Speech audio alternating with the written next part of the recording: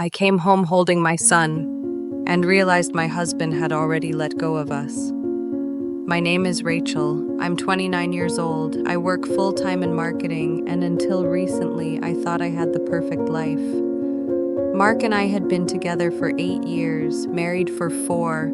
We met in high school. He made a dumb joke in biology class, and I laughed harder than I should have. That's how it started. I loved him with the kind of all-consuming devotion only young girls can give. And he loved me too, or so I believed. It was a Tuesday. I had just come home from work. I held Noah, our 1-year-old, on my hip, and his diaper bag dangled from my shoulder. I opened the door with my shoulder and stepped into our apartment, smelling faintly of baby lotion and burnt coffee from my third reheat of the day. And there was Mark, on the couch, eyes glued to the TV, phone in hand, not even glancing up. No smile, no hey babe, no how was your day, just silence. I stood in the doorway for a moment, waiting, hoping, and in that pause, something inside me cracked. The early years of marriage were easy, predictable. We worked, came home, watched too much Netflix, made love out of habit, talked about saving for a house, maybe having kids one day. Then I got pregnant. It wasn't planned, but we were happy at first. He kissed my belly, painted the nursery, read How to Be a Great Dad blogs. But as my body changed, as I got slower, heavier, more emotional, he became distant. He worked late, slept on the far side of the bed, dodged my touch. I blamed myself. Maybe I was too needy, maybe he was scared. When Noah was born, he cried. I cried. For a while, I thought we were okay, but within weeks, I was waking up alone for feedings, juggling work calls while sterilizing bottles, while Mark scrolled endlessly through his phone. It felt like I was raising 2 children, one in diapers, and one who couldn't even look me in the eye anymore. It was almost midnight. Noah had finally fallen asleep after another fussy night. The apartment smelled like baby wipes and lavender lotion. I had just sat down on the couch, still wearing my work clothes, when I heard Mark's voice. He was in the kitchen, talking quietly on the phone. I didn't mean to eavesdrop, until I heard it.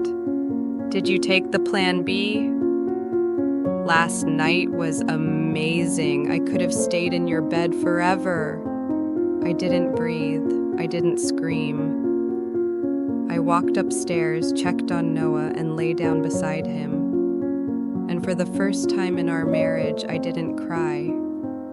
I listened. Not just to Mark, but to the voice in my own head. The one that said, "This is real. He's cheating." The next morning, over coffee, I asked casually, "Who were you talking to last night?" He didn't flinch. "Josh, from work." Josh, the guy who once drunk dialed our house asking if Mark preferred spicy or BBQ wings. That was the best lie he could come up with. I smiled, didn't press. But inside, I made another choice. I was going to collect everything, because if I ever confronted him again, I wouldn't come empty-handed. Step 1, I mirrored his WhatsApp messages to my laptop. Step 2, I linked his work calendar to mine. Step 3, I synced his cloud. Mark was careless, and I was done being blind. It didn't take long to find her. Stephanie. She wasn't glamorous or threatening. She looked tired, average, but she had one advantage over me. She wasn't the one doing everything for a baby while also holding down a career. She was an escape, a fantasy, A woman who didn't remind him of bills, diapers, and commitment. Emails. Can you unlock the south door after hours? Here are my blood test results. Send them to your personal email. Texts. I think Rachel suspects. She's always dramatic. Don't worry. My name, my life, being dissected between their flirty exchanges. They called me Hatchet Rachel. I guess I was the crazy wife in their little affair novel. I followed him once. He said he had a client dinner across town. Instead, I saw him pick up Stephanie and walk into her apartment like it was routine. The next morning, I said, if I showed you proof, would you still lie? He smirked. There is no proof, because nothing happened. So I played the audio clip, the one with, "Last night was amazing. Did you take the plan B?" His face fell. Then he shrugged. Guess you know now. No remorse, no apology, just that hollow smirk. He agreed to meet me the next day. He brought her. We sat at a coffee shop. Stephanie looked like she'd rather be anywhere else. I didn't scream. I didn't cry. I just said, "He's yours now. Congratulations." She didn't say a word. That night, Mark packed a bag, said he'd be staying with a friend. He kissed Noah on the forehead like it meant something, and walked out the door. I stood by the window for a long time after he left. I didn't feel abandoned. I felt free. Because finally it was all out in the open, and now it was my turn. I didn't cry when he left. No dramatic collapse, no screaming, no begging. I sat on the couch, Noah asleep on my chest, and just stared at the front door. It didn't feel like loss. It felt like clarity. The next day I made a decision. I called her husband. His name was David. I had his number from a hospital email Stephanie had forwarded to Mark. Rookie mistake. I had hesitated before. What if he didn't believe me? What if he turned on me? What if I made things worse? But I thought of all the nights he'd eaten dinner with his wife while she was texting mine. He deserved the truth. So I told him everything. I sent the screenshots, the emails, the voice clip. He was quiet for a long time. She said you were unstable, he said finally. She said you were obsessed with ruining her life. I laughed, a tired, ugly sound. Funny, she said the same thing about you. David and I met up a few days later. We pieced it together. Turns out, the weekend Mark flew to Charleston. It was Stephanie's birthday. She had told David she was visiting her sister. Mark had flown 900 miles to spend one night with her, to surprise her, complete with a rental car and a hotel booked under an alias. And the photos, she'd forgotten to delete them from her cloud. David found them 2 days later. We filed for divorce at the same time. I served Mark with papers at his office. He looked stunned, not because of what he had done, but because I was finally done. He really thought I would keep forgiving him forever. I guess he didn't know me as well as he thought. His parents blamed me.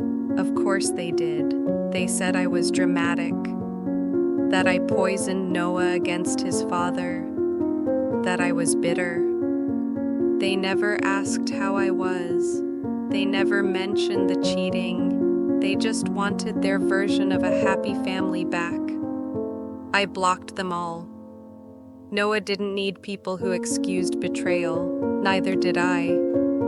Mark fought for shared custody. He showed up to court with a clean haircut and a new shirt, like that erased a year of lies. My lawyer laughed. We had evidence: infidelity, abandonment, verbal abuse, surveillance footage. Mark backed off when he saw what we had. He walked away with visitation rights once a month. No overnights. Noah and I moved into a smaller apartment. It's not much, but it's ours. The walls are thin, the heater rattles, but the peace? Unmatched. We eat pancakes for dinner. We dance in the kitchen. He calls the laundry basket his rocket ship. And every night when I tuck him in, he says, "I love you, Mommy. You're my favorite." I cry sometimes, quietly, not because I miss Mark, but because I survived him. I started therapy. My therapist said something that stuck with me. "You weren't too much. He was just too little." That line healed something in me. Last week I saw Stephanie at the grocery store. She looked tired. She tried to smile. I didn't. She started to say something. I walked past her like she was invisible, because to me she is. David and I still talk sometimes. We're not together. But there's peace in sharing survival with someone who knows. Sometimes we share memes. Sometimes we send each other parenting tips. Sometimes we just say nothing at all. And that's enough. People say I'm strong. I'm not. I didn't choose strength. I chose my son. Every day I make 100 tiny choices to stay upright, to stay soft, to stay kind. Some days I fail. Most days I don't. And one day, when Noah asks why his dad isn't around, I'll tell him, because sometimes the bravest thing you can do is walk away.